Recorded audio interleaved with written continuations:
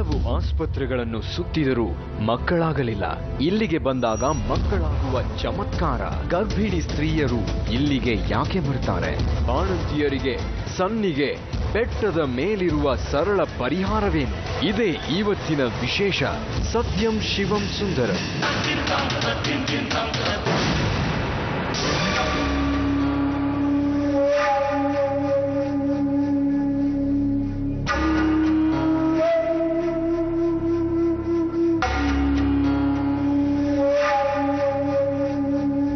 ಅವೆಷ್ಟೋ ಜನ ಸಮಸ್ಯೆಗೆ ಸಾವೇ ಪರಿಹಾರ ಅಂದ್ಕೋತಾರೆ.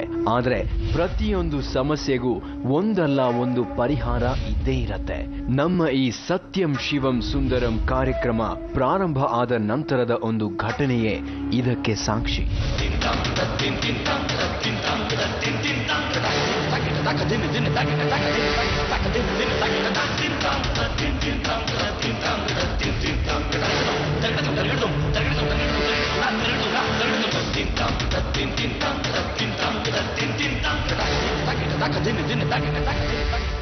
ಹಲೋ, ಕಾರ್ಯಕ್ರಮ ನೋಡಿದ ಸಾವಿರಾರು ಜನ ವಾಹಿನಿಗೆ ಫೋನ್ ಮಾಡ್ತಾರೆ. ಆದ್ರೆ ಆವತ್ತು ಬಂದ ಕರೆ ಎಲ್ಲ ಕರೆಗಳ ಹಾಗಿರ್ಲಿಲ್ಲ. ಹಾಗಾಗಿ ತಕ್ಷಣ ವಾಹಿನಿಯಿಂದ ಚಿತ್ರೀಕರಣಕ್ಕೆ ಹೊರಟಿದ್ದ ಸತ್ಯಂ ಶಿವಂ ಸುಂದರಂ ತಂಡಕ್ಕೆ ಕಾಲ್ ಬರುತ್ತೆ. ಸತ್ಯಂ ಶಿವಂ ಸುಂದರಂ ಸರ್, ಚಾನಲ್ ಇಂದ ಫೋನ್ ಮಾಡ್ತಾರೆ. ಶಿವಂ ಸುಂದರಂ. ಹಲೋ, ಹಾಂ ಸರ್, ಹೋಗ್ತಾ ಇದ್ದೀವಿ. ಯಾಕೆ ಸರ್? ಓಹೋ, ಹಾಂ ಸರ್, ಹಾಂ ಸರ್, ಆಯಿತು ಸರ್, ಆಯಿತು. ಒಂದು ನಿಮಿಷ ಗಾಡಿ ನಿಲ್ಲಿಸಿ. ಸರ್, ಬಹುಶಃ ಪ್ಲಾನ್ ಚೇಂಜ್ ಆಗೋ ಹಾಗಿದೆ. ಚಾನಲಿಂದ ಫೋನ್ ಮಾಡಿದ್ರು. ಸತ್ಯಂ ಶಿವಂ ಸುಂದರಂ ಕಾರ್ಯಕ್ರಮ ನೋಡಿ ನಮ್ಮ ಜೀ ಕನ್ನಡ ವಾಹಿನಿಗೆ ಫೋನ್ ಮಾಡಿದ್ದು ನೆಲಮಂಗಲದ ಮಂಗಳ. ಹಾಗಾಗಿ ತೀರ್ಥಹಳ್ಳಿಗೆ ಹೊರಟಿದ್ದ ನಮ್ಮ ತಂಡ ಅನಿರೀಕ್ಷಿತವಾಗಿ ದಿಕ್ಕು ಬದಲಾಯಿಸಿ ನೆಲಮಂಗಲದ ಕಡೆಗೆ ಹೊರಡುತ್ತೆ. ಕಾರಣ, ಮಂಗಳ ಜೀವನದಲ್ಲಿ ಅಂಥ ಒಂದು ವಿಶೇಷ ಘಟನೆ.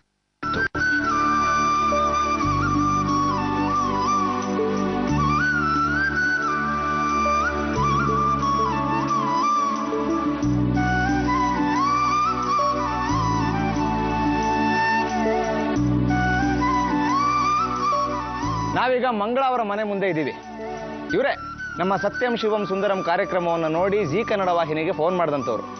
ಅವ್ರ ಕಥೆ ಏನು ಅಂತ ಕೇಳೋಣ ಬನ್ನಿ. ನಮಸ್ತೆ ಮೇಡಮ್. ನಮಸ್ತೆ. ಜೀ ಕನ್ನಡ ವಾಹಿನಿಯಿಂದ ಬನ್ನಿ ಒಳಗಡೆ.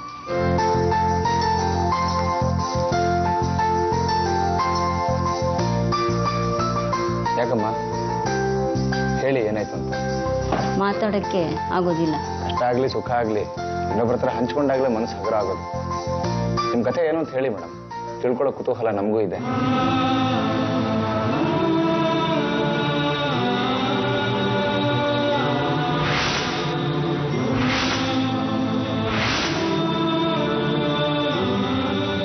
ನಾವು ತುಂಬ ಬಡಸ್ತಾನದಲ್ಲೇ ಬೆಳೆದವರು.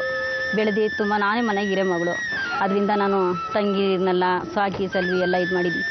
ಅವು 3 ಜನಕ್ಕೂ ಮದುವೆ ಮಾಡಿ ಅವರೆಲ್ಲ ಚೆನ್ನಾಗಿದ್ದು ಇದು ಮಾಡಿದ್ರು. ನನಗೆ ಆದರೆ ತುಂಬ ಬಡಸ್ತಾನೆ ಇದ್ದಿದ್ದಕ್ಕೆ ನಮ್ಮ ತಾಯಿ ತಂದೆಗೂ ಸ್ವಲ್ಪ ಏನು ಕೆಲಸ ಇರಲಿಲ್ಲ. ನಾವು ತುಂಬ ಅಷ್ಟು ಬಡಸ್ತಾನೇ ಏನು ಮಾಡೋಕ್ಕಾಗಲ್ಲ. ಅಷ್ಟು ತಂದೆ ತಾಯಿ ಇಷ್ಟ ಆಗಿದ್ದು.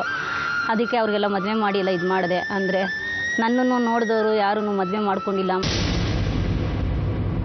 ಒಂದ್ ಕಡೆ ಬಡತನ, ಮತ್ತೊಂದ್ ಕಡೆ 4 ಜನ ಹೆಣ್ಮಕ್ಕಳು.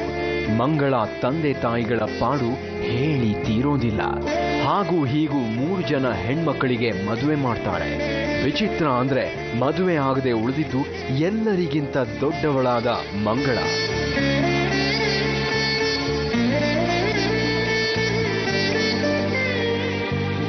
ವಯಸ್ಸು ಜಾರಿ ಹೋಗ್ತಾ ಇತ್ತು. ಹೆತ್ತವರ ಚಿಂತೆಯೂ ಜಾಸ್ತಿ ಆಗ್ತಾ ಇತ್ತು. ಜೊತೆಗೆ ಅಕ್ಕಪಕ್ಕದ ಜನಗಳ ಕೊಂಕುಮಾತು. ತನ್ನ ಹೊರಗೆಯವರು ತಂಗಿಯಂದಿರು ಮದುವೆಯಾಗಿ ಮಕ್ಕಳನ್ನು ಎತ್ಕೊಂಡು ಓಡಾಡೋದನ್ನು ನೋಡಿದಾಗ ಮಂಗಳಾಗೆ ಸಂಕಟ ಆಗ್ತಿತ್ತು. ಸರಿಯಾದ ಟೈಮ್ಗೆ ಮದುವೆ ಆಗಿದ್ರೆ ನಾನು ಎಲ್ಲರ ಹಾಗೆ ಖುಷಿಯಿಂದ ಇರಬಹುದಾಗಿತ್ತಲ್ಲ ಅಂತ ತನ್ನ ದುರದೃಷ್ಟಕ್ಕೆ ಶಾಪ ಹಾಕೊಳ್ತಾ ಇದ್ಲು.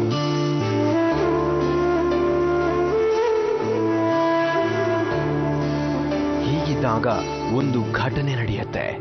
ಎಷ್ಟೋ ಗಂಡುಗಳು ಬಂದು ನೋಡ್ಕೊಂಡು ಹೋಗಿ ಬೇಡ ಅಂದಿದ್ರು. ಕೆಲವರು ಸಿಕ್ಕಾಪಟ್ಟೆ ವರದಕ್ಷಿಣೆ ಕೇಳಿದ್ರು. ಹೀಗಾಗಿ ಯಾವ ಸಂಬಂಧನೂ ಕೂಡಿ ಬಂದಿರಲಿಲ್ಲ. ಇಂಥ ಟೈಮಲ್ಲೇ ಸಂಬಂಧಿಕರೊಬ್ರು ಒಂದು ಸಂಬಂಧ ಕುದುರಿಸ್ತಾರೆ.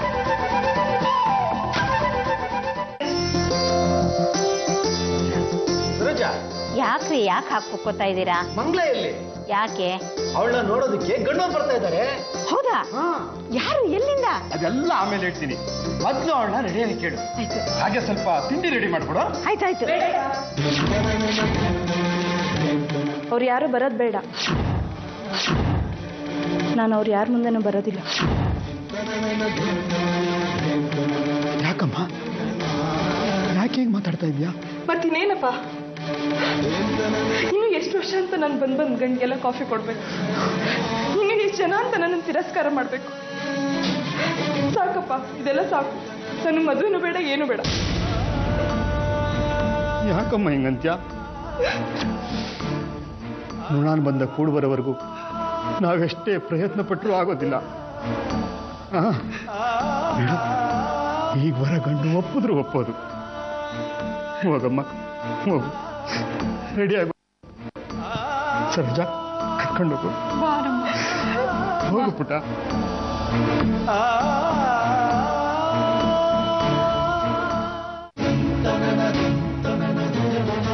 ಒಬ್ಬೊಬ್ಬ ಹುಡುಗನು ರಿಜೆಕ್ಟ್ ಮಾಡಿ ಹೋದಾಗ್ಲೆಲ್ಲ ಮಂಗಳಾಗೆ ಸಾಯುವಷ್ಟು ಹಿಂಸೆ ಆಗ್ತಿತ್ತು. ಈ ಮನಸ್ಥಿತಿಯಲ್ಲಿ ಮಂಗಳ ಮತ್ತೊಂದು ಅಗ್ನಿ ಪರೀಕ್ಷೆಗೆ ತಯಾರಾಗ್ತಾಳೆ.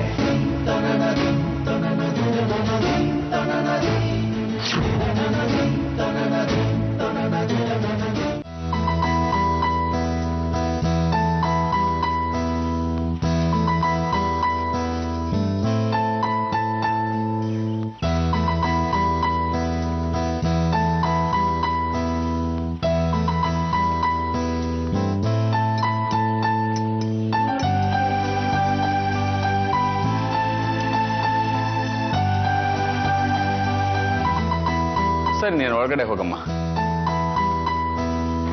ನೋಡಿ ನಾರಾಯಣಪ್ಪ, ನಾನು ನೇರವಾಗಿ ಮಾತಾಡೋ ಮನುಷ್ಯ. ಇದ್ದಿದ್ದನ್ನ ಇದ್ದಾಗೆ, ಕಡ್ಡಿನ ತುಂಡು ಮಾಡಿದಾಗ ಮಾತಾಡೋನು. ನೋಡಿ, ಹುಡುಗಿನ ನೋಡ್ಕೊಂಡು ಹೋಗೋದು, ಆಮೇಲೆ ಹೇಳಿ ಕಳಿಸ್ತೀನಿ ಅನ್ನೋದು, ಇದೆಲ್ಲ ಸರಿ ಕಾಣಲ್ಲ. ನಿಮ್ಮ ಹುಡುಗಿ ಬಗ್ಗೆ ನಾನೇನು ಮಾತಾಡ್ತಿಲ್ಲ. ಆದರೆ ನಮ್ಮ ಹುಡುಗ ನಿಮ್ಮ ಹುಡುಗಿಗಿಂತ ತುಂಬ ಚಿಕ್ಕವನಾಗಿ ಕಾಣ್ತಾನೆ. ಜೋಡಿನ ನೋಡಿದ್ರೆ ಅಕ್ಕ ತಮ್ಮ ಅನ್ನಬಾರ್ದು ನೋಡಿ.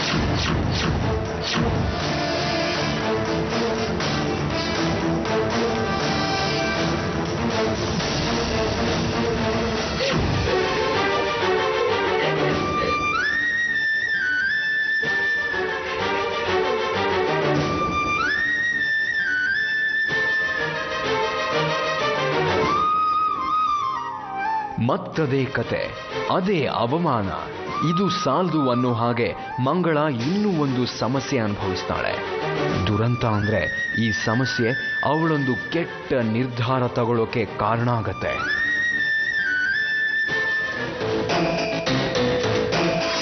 ಬಿಟ್ರೆ ನಮ್ಗೆ ಯಾಕೆ? ಬರ್ತಾ ಇದ್ದಾಳೆ ನೋಡ್ರೆ, ಮದುವೆ ಹೆಣ್ಣು. ಮತ್ತೆ ಯಾರೋ ನೋಡಕ್ ಬಂದಿದ್ರಂತೆ. ಬರ್ತಾ ಇರ್ತಾರೆ, ಹೋಯ್ತಾ ಇರ್ತಾರೆ, ನಮ್ಗೇನು ಗೊತ್ತಿಲ್ವ? ಅದೇ ರಾಗ, ಅದೇ ಹಾಡು. ಅವ್ರ ಅಪ್ಪಂಗೆ ಎಷ್ಟು ವಯಸ್ಸಾದ್ರೂ ಬುದ್ಧಿನೇ ಇಲ್ಲ, ಮದುವೆ ಮಾಡ್ಬೇಕಂತ ಓಡಾಡ್ತಾ ಇದೆ. ಅಯ್ಯೋ, ಇನ್ನೇನು ವಯಸ್ಸಾಗೈತೆ ಬಿಡು. ಕುಂಟನ ಕುರುಡನ ಮುತ್ತನ ಸಿಕ್ತಾನೆ.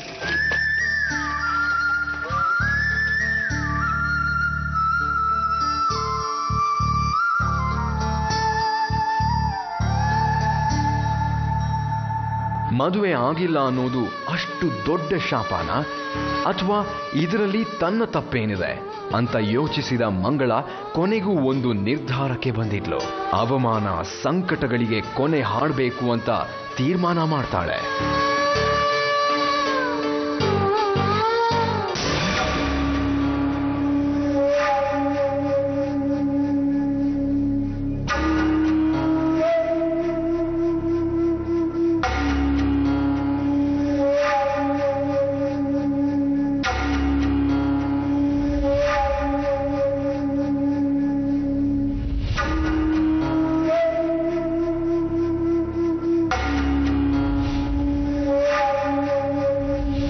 ಕಾರಣಗಳು ಎಲ್ಲದಕ್ಕೂ ಇರುತ್ತವೆ. ಮಂಗಳ ಸಾವಿಗೆ ಕಾರಣ ಆಗಿದ್ದು ಮದುವೆ, ಮತ್ತೆ ಬದುಕೋದಕ್ಕೆ ಕಾರಣವಾಗಿದ್ದು ದೇವರು.